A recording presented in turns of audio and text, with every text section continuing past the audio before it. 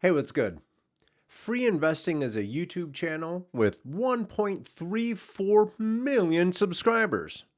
About a month ago, they released this video entitled, "Most People Have No Idea What's Coming, Richard Wolff's Last Warning." Now, I'm not 100% sure who Richard Wolff is, but he has two F's in his name, so he means business. Let's check out his last warning. I'm going to keep working on some warm-up sketches. Before we get into it, remember to go to coconutjustice.com and get you some clothes that I think would look good on you. Let's go. All right, Free Investing. Teach us what's about to happen.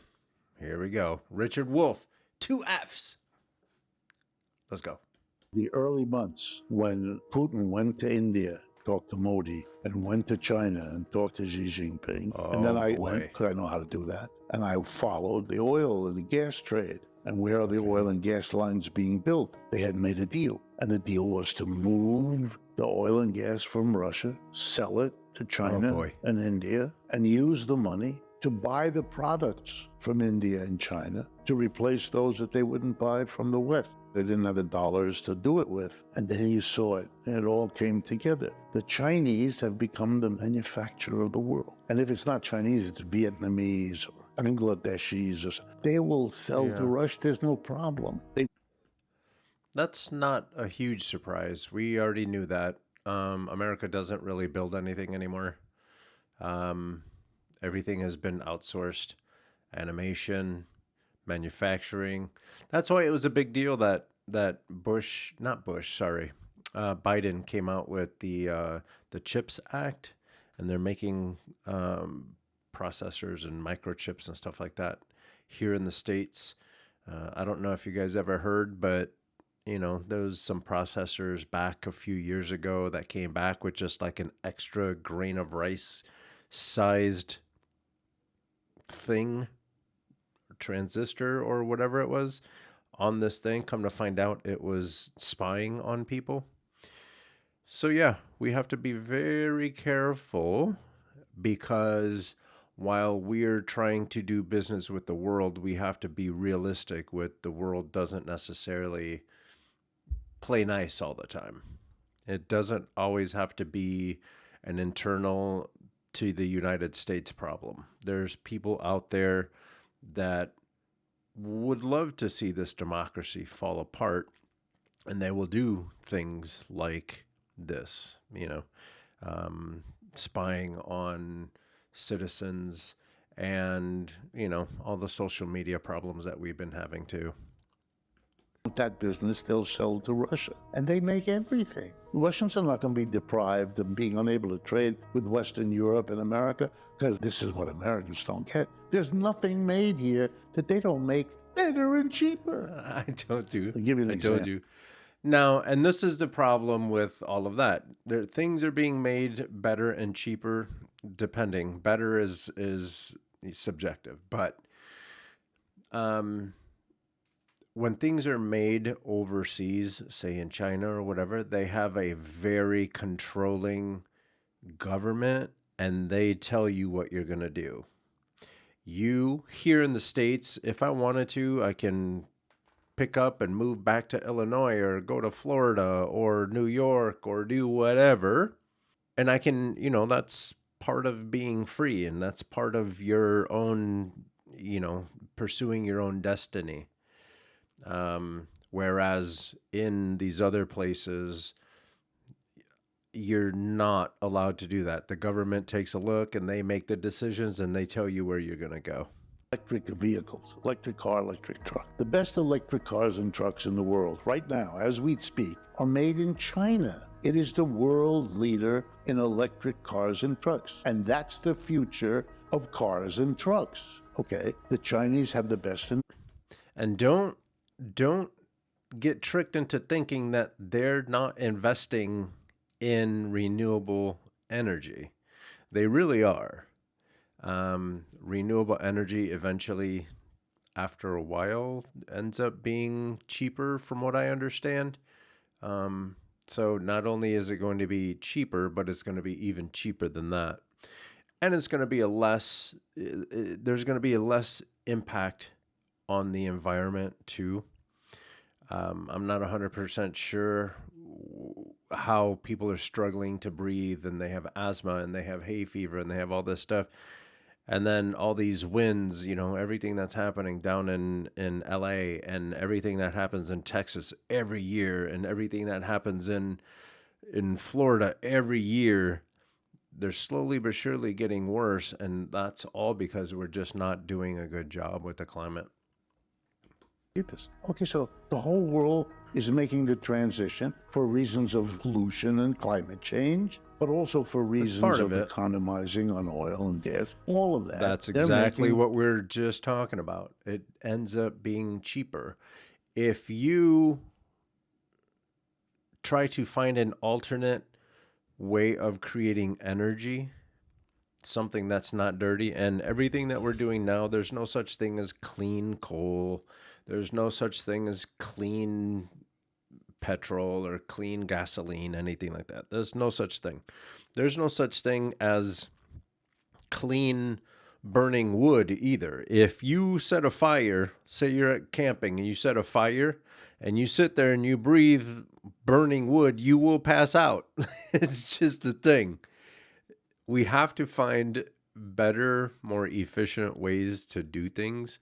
And when you get the money off of, say, fossil fuels and stuff like that, if you get the money off of there and you start focusing all of those scientists and all of that research and all of that testing, it makes things better. It just does. Like, there was an iPhone 1 at one point, and now we're up to 16, and you know what I mean? So things get better. You just have to invest in it. Switch. Where are they going to buy it? They go buy it in China. Russia can re-equip its entire fleet by buying from China. With what? With the money they get from selling China the oil and gas. It'll run those cars that are still running on oil and gas, plus heat people's homes and make the electricity and all the rest. You can't play the way you did before. If you go to Cuba, they're driving cars made in the 50s. Cobbled together, cannibalized Jeep stuff. Why? Shout out Cubans, baby.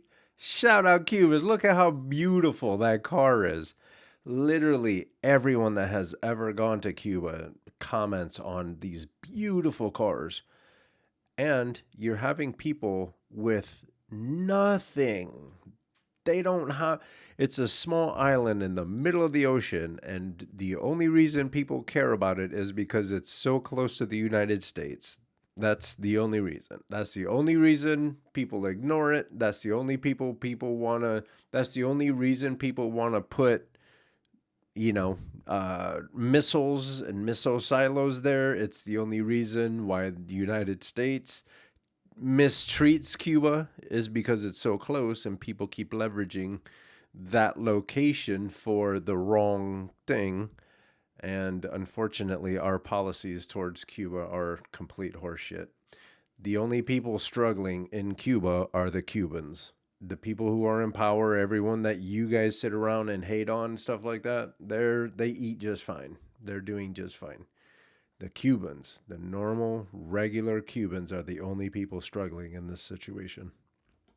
But the rest of the world is different. It's like telling Israel, you can't do settler colonialism now. You know that American men are in love with the pickup truck.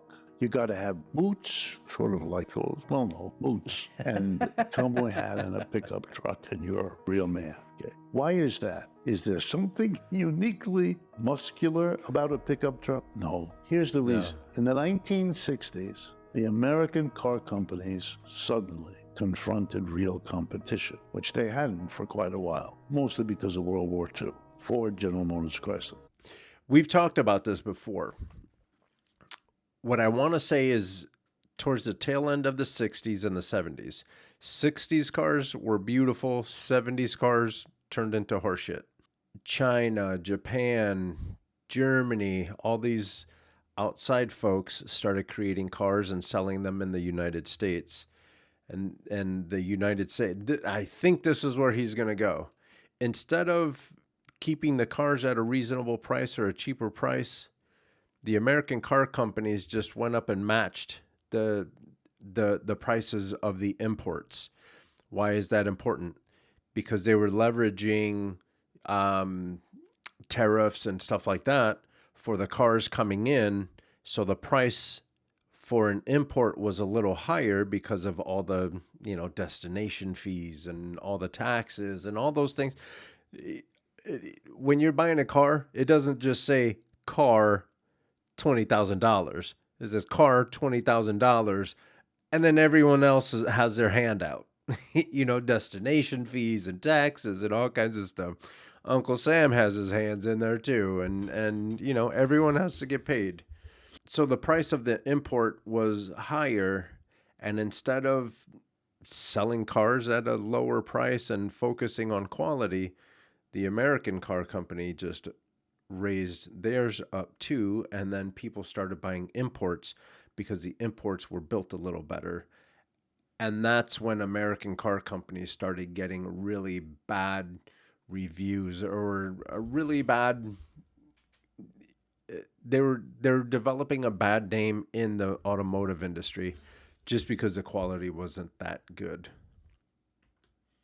Where was it coming from? Europe. VW, Peugeot, Fiat. There you go. Producers there. They were coming back from the destruction of World War II, and they all understood they have to beat the United States because we were the hegemon. So they knew they had to produce a car that was better and cheaper. If they could do that, like the VW Bug, then they could break the market, because Americans were producing those boats on wheels, the old Chevy or the old silly car. Anyway, American Automobile Company went bonkers, losing money. A deal was struck.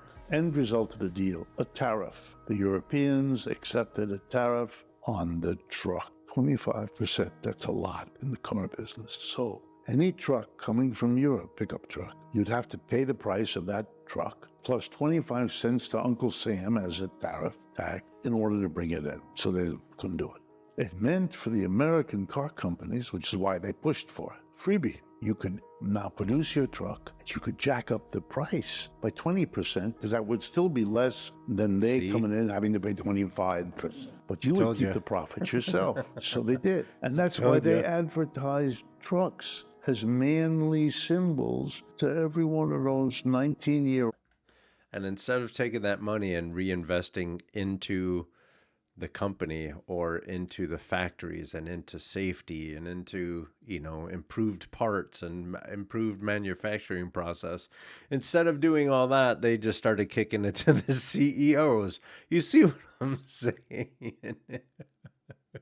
Do it. Normal people need to wake up and learn what's happening. This game is happening and you guys are missing it. Wannabes who felt much larger and much more attractive to their potential girlfriend by having a truck. It had nothing to do with it. It was a deal.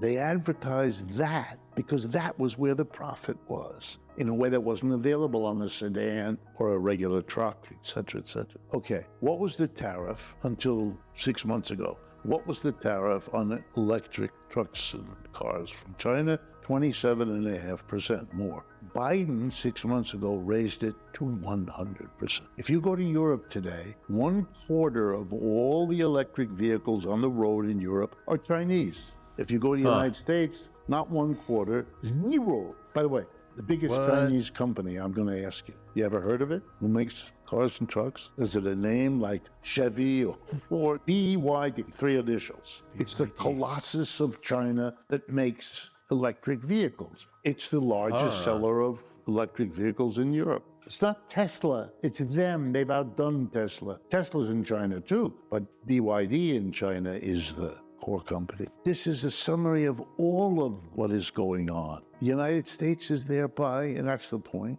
isolating itself. We are the place where there are no cheap electric vehicles. Why? We are the sufferers. I'll give you an example. Take a company A that makes whatever it is, shoes or camera equipment, doesn't matter. Any company in the United States making something. Take its competitor in Europe or Asia or Africa, who also makes that thing, and they both try to sell whatever that thing is in the world economy. The American company is going to have to, for reasons of law and so, switch to electric trucks and electric cars for their salespeople and to bring in their inputs, and they're going to have to pay more for the electric. Why? Because American companies they're doing with electric what they did with the pickup truck. charging a very high price. Try go out and buy an electric car, you'll see. Price very high. Unless They you are have pretty one, ridiculous. you'll see quickly. Prices are high because they're artificially protected by the tariff. But the competitor doesn't have that problem. The European competitor who's making the same watch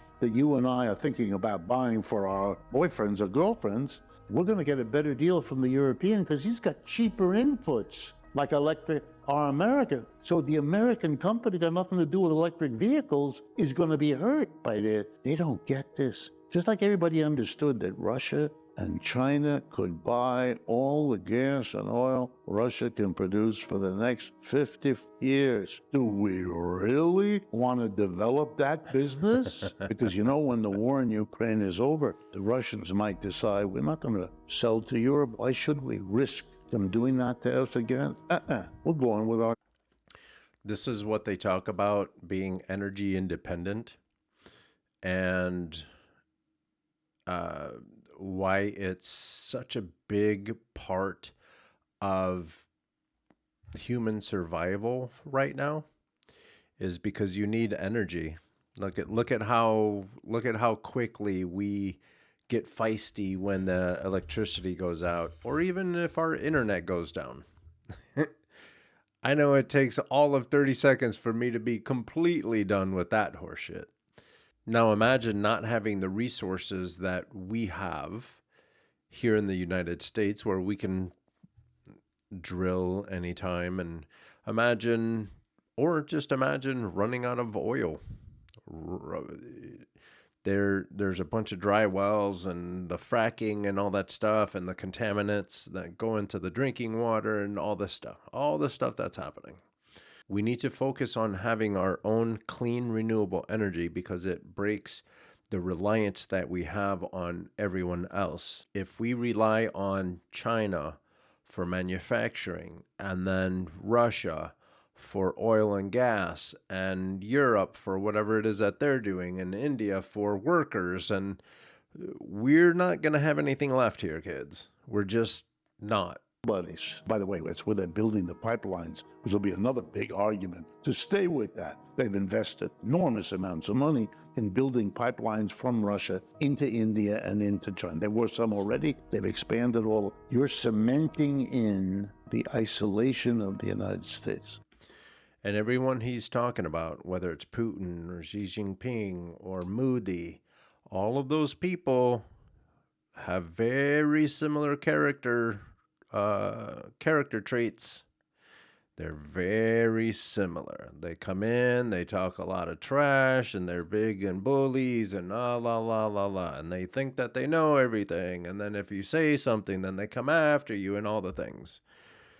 We, as a democracy, really need to pay attention to who the hell we got speaking for us. China's official self-definition, mainland China, is socialism with Chinese characteristics. That's what they call their society, and they have for many years. By the way, no country called itself communist. It's the Union of Soviet Socialist Republics, not communism was the name of the party that fought for socialism. That's been true everywhere. Only in the United States, where socialist and communists are just synonyms. They had communist Russia, communist China. The Russians never called their society communist, and the Chinese never did either. None of them. Mao didn't, Lenin didn't, none of them. They called themselves socialists. Socialism was what comes after, in their view, capitalism. The goal of socialism is to go much further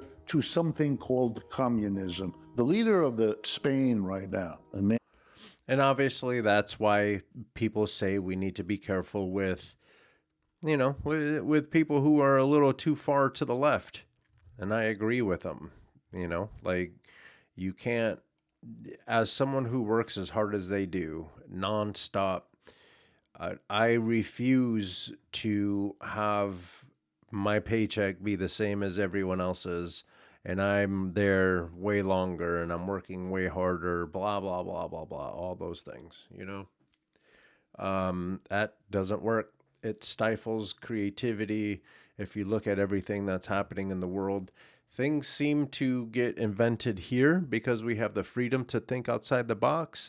But then when it comes to the money aspect of it, all of a sudden, all those jobs and all that research, all that development, all those things that get to make your economy go and you're keeping your citizens busy.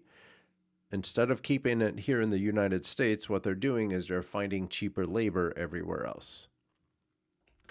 Pedro Sanchez is the head of something called the Socialist Party of Spain. The largest block of seats in the French National Assembly is now in the hands of a party called the New Popular Front. The leader of that, a man named Jean-Luc Mélenchon. His party has the most seats. He was in the Communist Party of France. He left it and became part of the Socialist Party of France. He now runs the party called France Unbowed. That's part of the New Front Populaire. And he's the de facto leader in France. He's a socialist. All of that makes perfect sense in French politics because there's a socialist party and separately a communist party, and they don't get along. And they haven't for a long time. Why? Because in many French families, there are people who are socialists and people who are communists and people who are neither.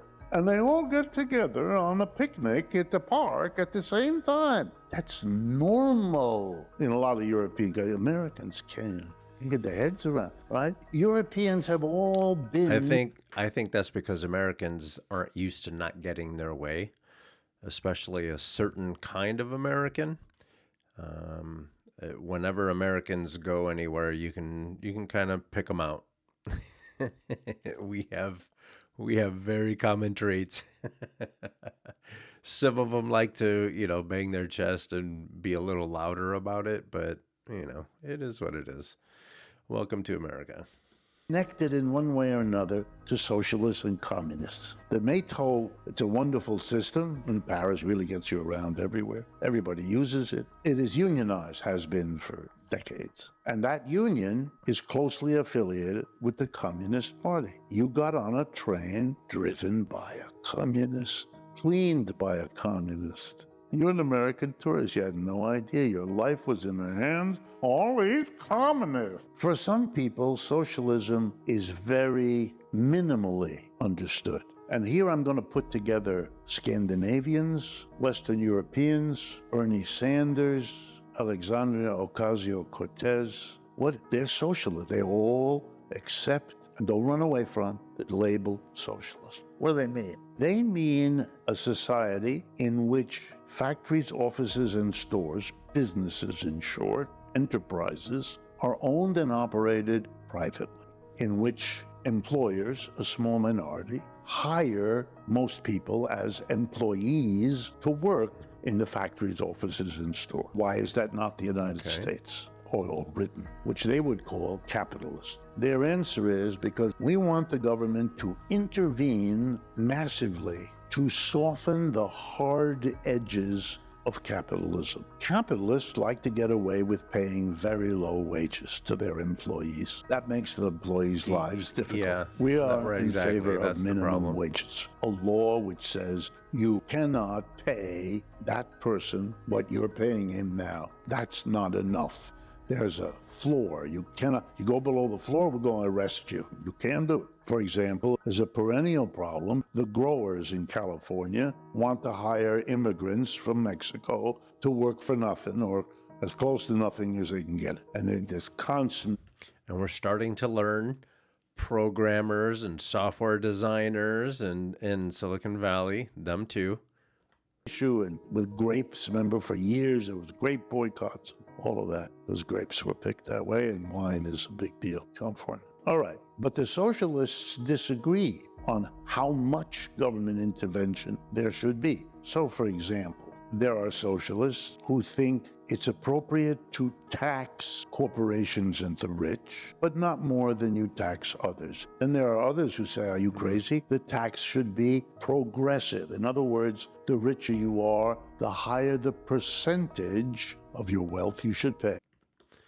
And for a second, when I was younger, I didn't fully understand this. I was like, so I don't understand it. Like, Is it a situation where the more experience I gain and the more money I make, the more I'm getting punished? But that was before I understood the magnitude of money that was out there.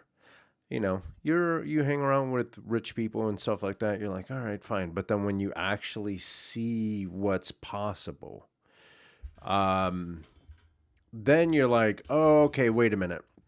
So, for example, if I'm making $50,000 a year and you take 10% of that, it's going to, that hit is going to be a bigger hit than if I was making $5 million a year.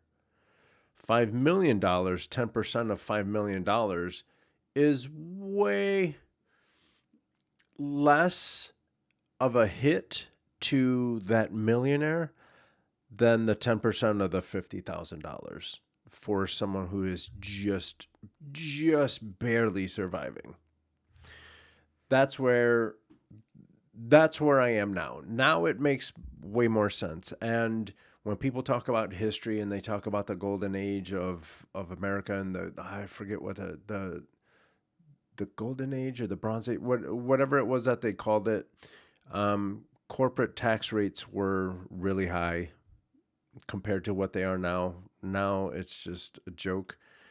Back in the day, they were at like 70% and stuff. So like life was way easier in the United States back then because there was, government was funded and government was watching out and there was programs and, it was, if you're going to talk about making America great again, that's the way you do it. You tax the rich and then you get off of this, it depends on what neighborhood you are, silliness, for those taxes to affect their school. We need to focus on building up education here in the United States. We need to, if you're going to be taking away the jobs for all these really smart people that are working in Silicon Valley and programmers and doing all that stuff, you might as well hire those people to be teachers and then teach our kids how to not be dumbasses so they can qualify for these jobs that Elon Musk says that you guys are too stupid to fill. So that's kind of where we are with that. Okay, that's a bigger intervention. Let me take it another step. There are socialists who say we have to have an office of safety and health. Corporations are constantly shortcutting, protecting their workers from too much heat or bad air or shitty water or whatever. And so the government has to come in and monitor and control and regulate. There's a whole school of socialism that understands there are different kinds of socialism depending on how far into the economy the government is supposed to go to take away its hard edges. Should the government give everybody a free education? Should the government give everybody free medical care? By the way, in France, the university is free. In Germany, the university is free. Undergraduate and in Cuba, you can go from kindergarten to becoming a doctor for free. The challenge becomes being this small island nation in the middle of the ocean and no one is watching out for you. So what good is having all these doctors if you barely have medicine? Graduate Americans need to hear it. It's been that way a long time. My French family, when a child is born, they're covered by a medical insurance, as is the birth, and they are covered until they die. I've been a visiting. And the benefit to that is if you know that you are covered, medical bills are one of the biggest reasons why people fail financially in the United States. If you had that covered, you can then feel a little more comfortable reaching a little farther, testing things out, going to do things, going to work a little bit longer. As long as you have that the health insurance taken care of, or the healthcare coverage taken care of, you can do a little bit more. You feel a little bit more easy, like pushing the envelope a little bit more. Maybe because you have healthcare, maybe that money that you were giving into a different or a healthcare provider, maybe your significant other can take that money and create another company. Like there's reasons why it makes sense to have universal healthcare. At the University of Paris. And when I got my little certificate, it said on it, this is a certificate for your medical. When I had a couple of things, I got a strep throat or something, I went to the medical system, gave them my card, and that's it. They took care of me. You don't pay. The doctors explained that to me. We're on salary. We don't depend on how many of you come in here. By the way, there was nobody in the office except the doctor. They don't need a clerk. They take my card, stick it in a computer, and there everything there is, and they type in what it is, what's wrong with me, what medication they prescribe, and so forth. Then they said you have to have a lab test. You go down the street, gave them the same card. No one ever billed me. No one ever asked a nickel from it, nothing. But as he explained to me, he says, it's not like your system. We don't have to charge you. We don't need half the money you guys do, because we're not paying 400 secretaries and technicians. None of that happens here. If you do Western European socialism, when you listen to Bernie gives you idea. I want to tax billionaires, and I want to control. There should be a minimum wage. That's this guy. We should have national health for everybody. You know what he's doing? He's proposing that the modest levels of support you get in this country be raised to the much more generous levels of support you have in Europe. By the way, most of the rest of the world is in between. More than the United States, less than in Western Europe. Many countries have communist parties, many countries don't. Socialist parties you see almost everywhere. Even the United States has always had a social, even though it's very small, except at the beginning of the 20th century when it became big. 1912, 1916, 1924. That period, you had a major union leader, Eugene Victor Debs, head of the Railway Workers Union in this country, leader of the American Socialist Party. He was in prison as the head of the Socialist Party when he ran and got 1 million votes in this country. And again, we're seeing that too. Like, I don't know how this Trump presidency is going to wash out. I really don't know.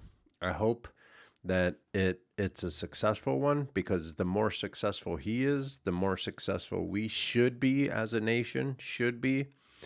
I don't think anyone is going to walk around with a $2 billion,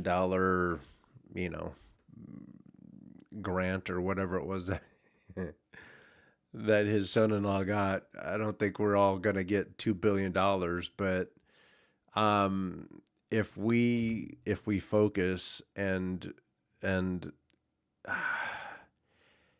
he says what he says he's going to do, there's not a lot of plan, but he's got concepts of a plan.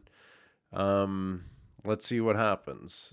But yeah, we'll see. When people tell you socialism can never be in the United States, it's again ignorance talking. He was in prison because as head of the Socialist Party at the outbreak. And that's what I was going to say, like with all the politicians that we have to listen to incessantly, you hear the term weaponize the Department of Justice and all that stuff, and that's why it's going to be interesting the next 4 years, because by the looks of it, if you listen to the one side, they say that the Department of Justice was weaponized against Trump. And then if you listen to the other side, they say it's not a weaponization. This kid keeps breaking the law. And then now, in retaliation, Trump has promised that he's going to go after everybody. And that this is the kind of stuff that they're talking about. It's not out of the realm of possibilities because it is happening. Same thing with climate change. You know, the water levels aren't just going to rise like, you know, they do in your bathtub. There's a little bit of water and then eventually, no, it's going to be high winds. It's going to be hurricane level winds blowing across the desert and setting dry things on fire. And that's why LA is going through what LA is going through. LA is in the desert, and a bunch of people wanted to live in the desert. And now, because of all that not fireproof buildings and all that stuff is happening, it doesn't take much for it to go up. And those winds, those videos that you saw, oh my God, how heartbreaking was that? Anyway, a little bit more. Let's go. World War I, he went around the country, because there was no radio or television yet, giving speeches urging American workers not to participate in the war, on the argument this is a war among capitalists who are fighting to grab hold of the world. No working man should be killing other working men for that. For that, he was arrested and put in jail. Several leaders arrested. Not for anything, but that's still happening. You know, we put our poor kids in the military, not all the kids. I'm talking specifically, we're taking kids. I'm one of them. I was a poor kid, and I saw an avenue that I could take to really, truly make change in my life and give my mom a break from having to be a single mother and all that stuff. Like, I went into the military, and then you realize that going into the military, yeah, like, I love my country and I would do anything for my country. But when you start to realize that these wars that they're fighting are horseshit, you don't, you know, like, where are we going with this? I don't want to keep sending poor kids out there just to have rich people make even more money. The world reacted to World War I with the same words. One of them was Vladimir Lenin, who had to leave Russia because the alternative would have been he would have been imprisoned. He left and went to live in Zurich, Switzerland. Yeah, so that was Richard Wolff, his last warning. We really, really have to pay attention to who we vote into office. And we really need to pay attention to what each other are saying so we can move forward as a nation. Because I understand the entertainment that is the Donald Trumps. And I understand how the Biden administration does things that pisses people off and blah, blah, blah, blah, blah, blah, blah. All that stuff. We need to be a way better educated population in order to make way better decisions. The world is getting trickier by the day, and now introducing all of this AI stuff, and liars are going to learn how to leverage all this AI stuff to be better liars. And then you have the people, hopefully the truth seekers. The truth seekers will be there to hopefully help the people that don't quite get it yet. Again, all that to say, we need to move as a nation and make good, educated decisions. And if you ask me, we really, really have to invest in the education system. If you liked this video, give it a thumbs up. Share it with each and every one of your friends. And if you want to come hang out with me and watch videos while I work on creative projects, hit that subscribe button. Click on the little bell. So that way, every time I come out with something new, you'll be alerted. Don't forget to go to coconutjustice.com to get you some dope gear. And with that, I'm out.